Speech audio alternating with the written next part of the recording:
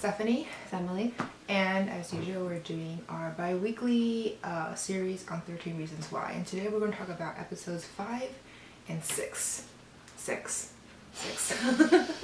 So these two episodes really follow along with the character Courtney and the character Marcus. So you want to go into a little bit about it? Yeah, sure. Let's start with Courtney first. Yeah, so Courtney is the popular girl at school. She's basically the type A, of personality of the entire student body, and she's very popular, and Hannah really wanted to be her friend prior to then what happened with her, as they actually ended up hanging out. And as the story evolves, she basically assists Hannah into trying to catch Tyler, right? Yeah, and so then, you actually see her prior. She's introduced prior. Yeah, and then so like Hannah basically, but the only issue is that like she has a secret of her own where she's, you know, she's into people of the same gender, and at the time, like for her in high school, it's a huge deal that she doesn't want to like share with other people, right? Yeah, it wasn't a huge deal for other people, but she thought it was a huge deal because her parents. Yeah. She has two dads. Yeah. So she thought that maybe, you know, if she came out as well, they would probably look at them like, well, it's because your parents are gay. You know, you're two dads. That's why, just like your kid. You know, that's why she's, you know, into other girls. It's like she got nurtured into that role. Exactly. So she didn't want her parents to really be blamed or be involved with her personal choice, which is why it's a huge deal for her. But everyone else was like, I don't care. Like, it's 2017. You know, like everyone's out. Yeah. So I think for her, it was just a big deal for her because she didn't want her parents to be involved. Okay. Yeah, and I think definitely remember that was the same kind of scenario in the book itself. So I was like trying to like figure out the two. You know, one thing I liked about the series, actually I can't decide if I like it or not because I have like mixed feelings because so in the book you don't really get to know what kind of like ethnic person she was, but in the series she's like an Asian girl who plays Courtney. And which, I mean, it's fine because like she was adopted obviously by her gay parents, and she has like a relatively like European last name, I would say. Yeah. So you don't really get that she was Asian in the book, but I guess because the way how this was her parents gay in the book, I have no idea. I think so. Yeah. So that's probably why they're like, well, in that case it can be any gender, any like ethnic person. So I kind of liked how they had like an Asian character in this book because of her, and she's a pretty main role too. But at the same time, I don't know if they put her in this role because Courtney's supposed to be this like very intelligent, kind of like nerdy, not nerdy, but like she's like all up there. She's like class president, like etc. And like they probably thought she's like, oh, Asian would totally like an portray, overachiever. yeah, like an overachiever, you know. So I'm like, I don't know if that was like what they thought about going into this, or they want to go into this because they want to have like a more diverse, you know, cast. I mean, to be fair though, Zach as a character, he's like portrayed as somewhat of Asian descent as well. Yeah. In the show. And his story, it obviously comes later. Right. But that's also like a nod to the producers for wanting to, I guess, diversify more of like the people shown on TV. Right. But I definitely understand like sort of the nuances that kind of like go in there. It's like kind of like innuendos being like, oh, her last name is white, which I think doesn't really matter that much in the end when it comes to the story, but as like a character, it does seem like there's always that sort of telling of like, oh, if it's Asian, they have some relationship with like books, a Caucasian family. Oh. Yeah, that too. But like they always have like, oh, they're either adopted, or they don't come from like a normal Chinese family. Yeah. Or like not Chinese, well, Asian I'm sure family. Zach probably came from a normal Asian family. Oh, I don't know, because I haven't watched the show yet, so we don't know how he's portrayed. We're going to watch very carefully, but I guess you're going to watch very carefully. Yeah, I watch very carefully. But for me, I thought that was definitely an interesting note to make because Courtney does seem like, I like how you made the assumption she's automatically adopted because she probably is, given like just how biology works. Yes, but obviously. It's unfortunate that you have to like make that connection though, because it's like it is we're making progress obviously, and we love 13 Reasons Why for being able to really showcase high school for today, because it's no longer like the 80s where like oh yeah, it's overall like just white, Caucasians, etc. Like you actually see more different types of characters and different types of people in the show, but at the same time, like I can understand where you're coming from about that. But in terms of the character herself, I felt like the actress did a really good job in conveying a lot of the tension involving her decision. Like there's no issue with being gay, but the fact that like her parent, like she carries that weight of her parents also being sort of like that, and the fact that she's related to that in some way, and that people are judgmental, that sucks. Yeah, it really does suck, and you can really understand her reason for not appropriately but wanting to push that sort of pressure onto someone else. And unfortunately our victim here is Hannah, in the sense that she like just continued to escalate things towards Hannah. But do you think she made a right decision though? Like she obviously she's protecting her parents, but like do you think she made a right decision in basically pushing Hannah under the bus? No, I do not think so, mostly because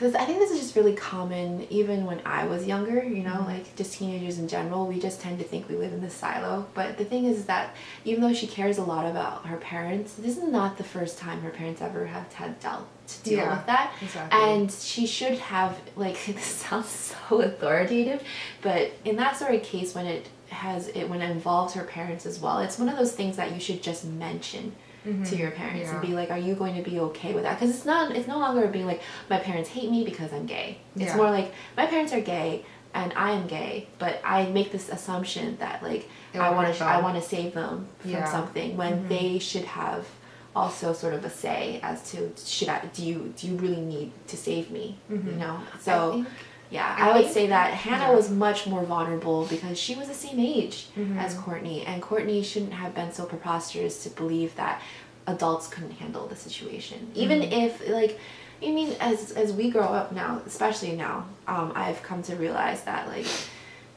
there are just things that adults are better at dealing with because they're adult issues. And so, like, this isn't something that, like, Courtney could have solved on her own, and she tried. So I definitely am on the side where I felt like she was exceedingly irresponsible for doing that to Hannah. Yeah, I feel like I understand her trying to protect her parents. Yeah. And I kind of like sympathize with her, but I think the way how she went about doing things was very cruel, because not only did she throw Hannah under the bus too, but she kind of perpetuated the rumors. She added fuel to the fire. Exactly. So, and she already knew that Hannah was in this precarious situation where people already kind of consider her as a slut, that her adding flames, like fuel to it, didn't help anyone, you know, like at all. And in fact, it really hurted Hannah and probably herself as well, because in the series she was just like, oh my God, I'm so sorry, like, you know, blah blah blah. And I'm just like, but I think like she could have easily went about it in a different way, I would say. I'm not sure how she could have done it without implicating herself as well, but I think the way how she just literally just added flames to fire without any like consideration of like maybe she should say something else a little differently, or like, oh no, this is not us, you know, like, or something, you know, like denial is like sometimes the best form. Like if she continue to deny, they can't be like, well, it's you, and then she's like, it's not me, you know, like end of the day they can't be like, it's totally you. It's if you keep denying it, but once you confirm it, it's kind of like. In terms of Marcus as a character, he was, oh my God, a piece of work. Yeah. But I feel like in the previous episodes he didn't really come up as a bad guy. I don't think, because the thing is, I feel like one of the great things about 13 Reasons Why is that no one really is a bad person until they're put into a situation where they're allowed to be awful. Well, Bryce has been a douchebag from the beginning. Yeah. Yeah. Okay, I'll give you that. Yeah. But like he was bad, but then given the circumstances, he went even further. You know, like it's like maybe if like there was like other things, parameters put in place, he probably wouldn't have done what he like might have do or like I don't know what's on with Bryce. But like in general, like I feel like the series is very clear about the fact that like most teenagers and people are generally like on the border of good and bad, and it really just takes a slight push for people to like figure out like if they want to do the awful thing or if they want to do the right thing, Mm-hmm. right? And the right thing is always the hard one to do.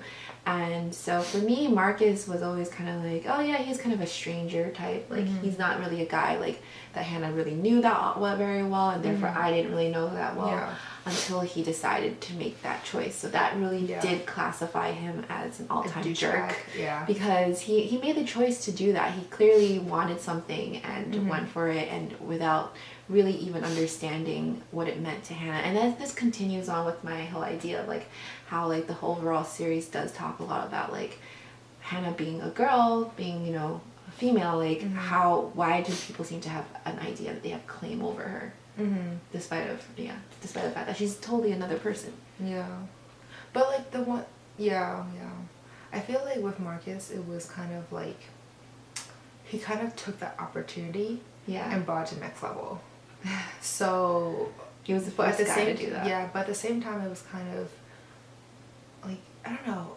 I feel like I'm always victim blaming here, but if I was Hannah, I would never have waited an hour. You know, she waited an hour for him to show up. I mean, I was just like, why would you wait that hour? Just be like, if he's not there in like 10, 15 minutes. First of all, she already did this whole thing wrong. I would never go inside first. I would stay outside. Okay, all right. So now we were just projecting what you would have done, knowing the actual like end results. But I mean, for me, like teenagers don't have a very good sense of time. Like, unless maybe you did, but like, I think with her, she was just so lonely. I feel like that was kind of like what got to me, like the idea that she would wait an hour for also someone. because she was mad that what's his face, Clay was like lie to her about the whole like, oh no, like I didn't do it, and it's like, oh actually I did, sorry, but like, you know, no interesting. Yeah. So she was kind of like, that's actually the reason in the series why she picked up the phone. It's like, hey, let's go out. Yeah. You know? Yeah, so she actually obviously had her agenda of her own, which is also like kind to of make him jealous. Her fault for not being clear on certain things. But that nobody justifies like what Marcus does. Yeah. Because even in the book, like it was like the similar situation where like he basically was the first person around her to make the rumors almost true. Yeah, like he brought whatever was in the clouds down back to earth, and that was like really the first hit you kind of get. And it was like, in terms of storytelling, it's kind of like an escalation in the plot where you're just suddenly, as a reader, you're like very tensed up, as someone who watches the show, you're like, oh, yeah, this is getting a little out of control. Yeah. And you can really understand why then like Hannah brought up the other few transgressions before, because like, I mean, at first obviously we talked about how like Hannah may have made a bigger deal than it really was at the time because of like Alex's list, etc. Like those things weren't as big of a deal. Groping is terrible. It's a very big deal, but I can't believe he actually went for it. And I was just like, which one? Marcus. When he started to like touch her, I was just like, really? Like in public too? Like, I understand people can't see because you're under a booth, but like, hello, talk about like location bars, like, guys. But yeah, guys in their hormones. But and like the one thing that pissed me off was the fact that he also brought an entourage. Entourage? Yeah, entourage. Yeah, because like, I feel like him going with an entourage made him feel like he can do more because he had people watching him. Yeah, but clearly like that's again like he basically used Hannah as like a centerpiece of his like, oh look at my lineage of women that like love me, and it's kind of like that bro culture that obviously is not working for Hannah at all, and for us it would not work either. But yeah, it's just I just didn't like the fact that Marcus used her because it was so obvious at that point. Like, he didn't even bother to hide it. He didn't bother to code it. He was just, hey, like, just be my slut. Yeah. Yeah, and then that really, And he had no game, too. Let's just talk about that first. He had no game. He, like, went there, sat down, was like, hey, do you want, do you want a burger or something? And I'm like, really? That's what you do? And then, like, the awkward, like, hand touch thing that he did when she was, like, giving him her milkshake to try. I was like, that is so cliche and so unoriginal, and I would just been like cringe already. Oh really? Yeah. I mean, I don't think Hannah fell in love with him there. Oh yeah, but I would say that like I was like, about Marcus, I was like, did you really think you had any game doing that? Like, come on. Like, Maybe, but that's the whole point. Maybe he thought he didn't need to because he wanted to believe Hannah was a slut. yeah, well. So like when he's like, oh, you're putting out, like, why do Yeah. I need to bother and come up with all these original ways to try to get into your pants? Yeah, but still, I don't So know. I don't know. I thought that was pretty in tune with the whole story. Yeah. And But sorry, yeah, Hannah. so far, yeah, So yeah. sorry. But so far, we've enjoyed the series. I'm really curious to see like who comes up next. I already know that that cheerleader girl. I forget her name. But you know who I'm talking about. Right? Yeah. The cheerleader. So she will be there. Clay is gonna be one. Yeah. Zach, right? Yeah. Yeah. So that's already 3 that I already know is gonna be one of the tapes. Yeah. So I'm really excited to see like What happens? what happens next and like Yeah. who's on. And it's kind of interesting also to see like as you continue watching when they're like they start talking about the tape and Clay's like, you're on the tape, and then people are like, yeah, you haven't listened to it yet. Like where have you been, bro? But yeah, so anyways, definitely it's one of the best series I've watched in a while for sure. Yeah. Very engaging. But yeah, keep up with us as we do our bi-weekly. We'll do another one for episodes 7 and 8 next time. But yeah, that's all we have to talk about for today. Yep. All right. Everyone, Thank you guys. Bye.